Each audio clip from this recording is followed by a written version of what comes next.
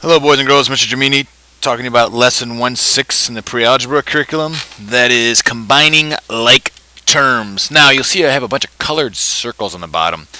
And when I combine like terms, I kind of think about families or maybe circles. And when you combine like terms, all you're really doing is finding those things that have the same attributes or that have they have something in common. So if I had to combine these circles, obviously I might put these fuchsia or whatever this is, pink over here, these little mauve ones over here,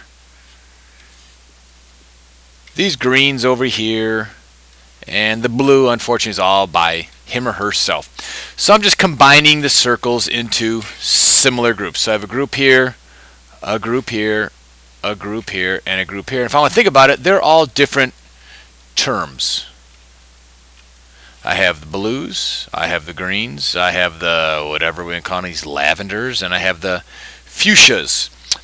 Do a similar thing when I am working with combining like terms, and these can become algebraic terms. So taking a look, I'm going to use my highlighter here. I have 5b plus 7 plus 6b. I'm sorry, let me restate that. 5b plus 7 plus 7b minus 6. Okay, anything I notice here in common? Well, I have some b's. I have 5 b's here. I have 7 b's here. I then have the whole number 7 here and the whole number 6 here. I'm going to combine these. So if I have 5 b's, which usually means you have a b, a b, a b, a b, and a b, and I have 7 here. I have 1, 2, 3, 4, 5, 6, 7. Well, I'll just combine all those in one family. I have 5b's plus the 7b's. Well, heck, that gives me, let's see here, 7 plus 5, that gives me 12 and 12b's. Okay, now I have 7 and 6. But I notice it's 7 minus 6, so I have just 1. So I combine my like terms, it ends up being, so when I simplify this, it's 12b plus 1. If I go to the next one, I have 3p plus 6q minus p minus 3q. Again, I'll look for like terms. I have the p family, and then I have their distant relative, the other p. I also have the q family. 6 of the members are over here, 3 of them are over here. Now let's combine them. I have 3 p's here,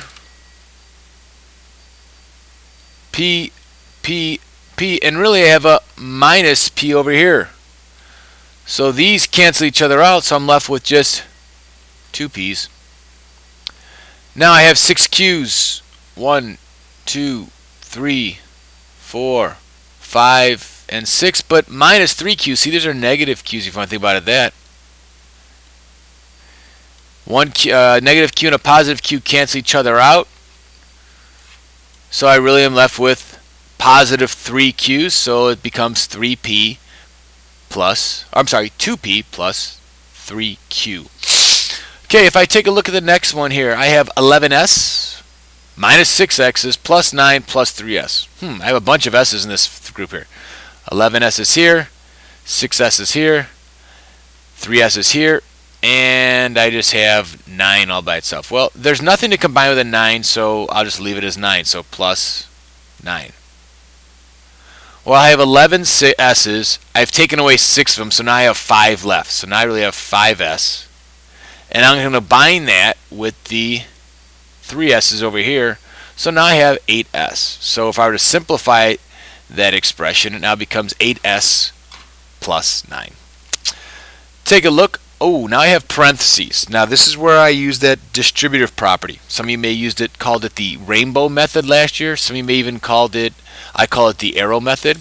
So I'm going to write this down here. Let's go with, we have 5, open parenthesis, y plus 6 plus 4. Now, when I solve this, I look inside the parentheses first. Y and 6 cannot be combined.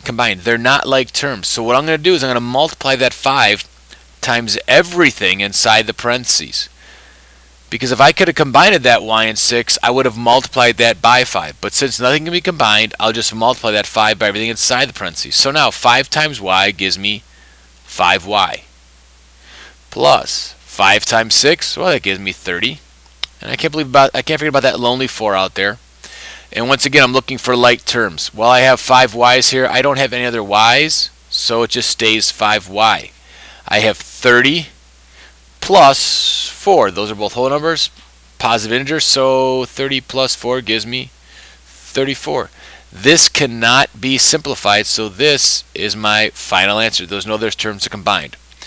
Let's take a look at the next one. 6 times 3x minus 2 plus 4x. Okay, I'm going to write this down here.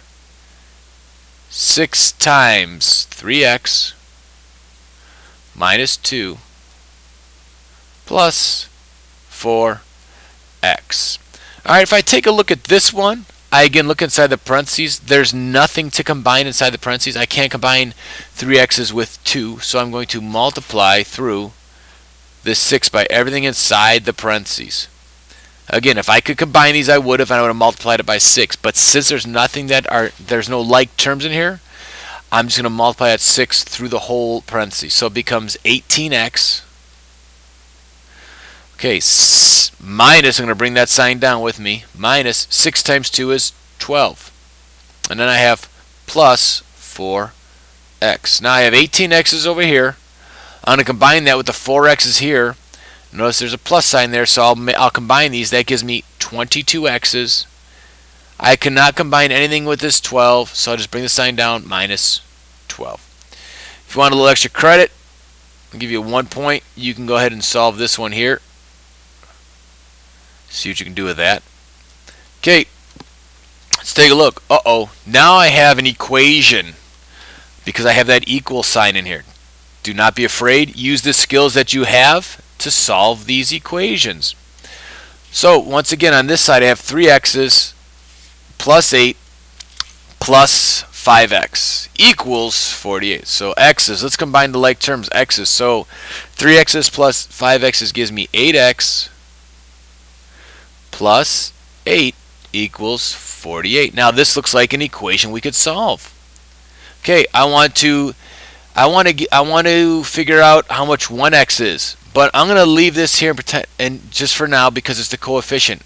Before I do anything, because I'm trying to solve for the x or evaluate for the 1x, so before I do anything with the x, I need to get rid of this 8.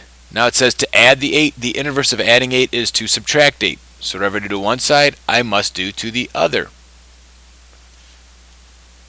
Those cancel out. I bring down the 8x because I've done nothing with it. 8x is equal to 40. Okay, I divide both sides by 8.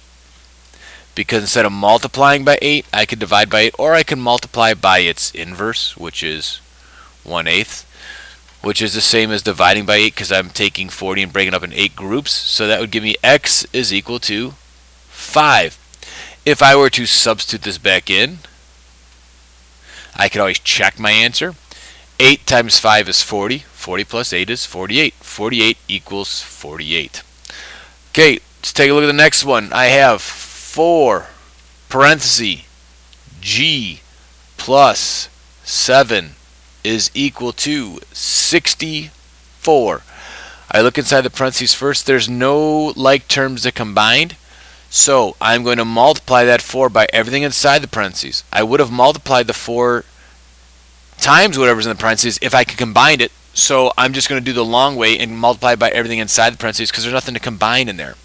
So I go 4 times g, which is 4g. 4 times g is 4g, plus 4 times 7, or 7 times 4 using the commutative property. That gives me 28.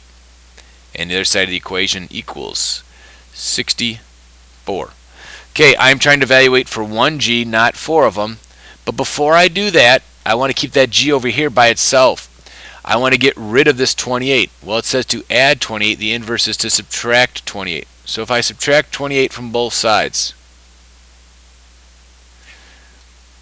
Okay, if this were 30, 64 minus 30 would give me 34. But I'm taking 2 less away. So I'll add 2 more. So I believe that would give me 36. So this gives me 36. This is nothing. I bring down my equal sign. Now I have 4g, or 4 times something, equals 36. I want to evaluate for 1g, not 4, so I'll divide both sides by 4, or I could think about it as I'm multiplying it by a fourth. So if I divide by 4, or I'm asking what is a fourth of g?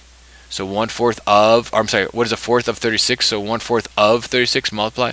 That would give me g is equal to 9. If I substitute it back in, I go 9 plus 7, because they're like terms. 9 plus 7 is 16. I don't know what 16 times 4 is on the top of my head, so I go 6 times 4 is 24. 4 times 1 is 4 plus 2. Look at that. It gives me 64.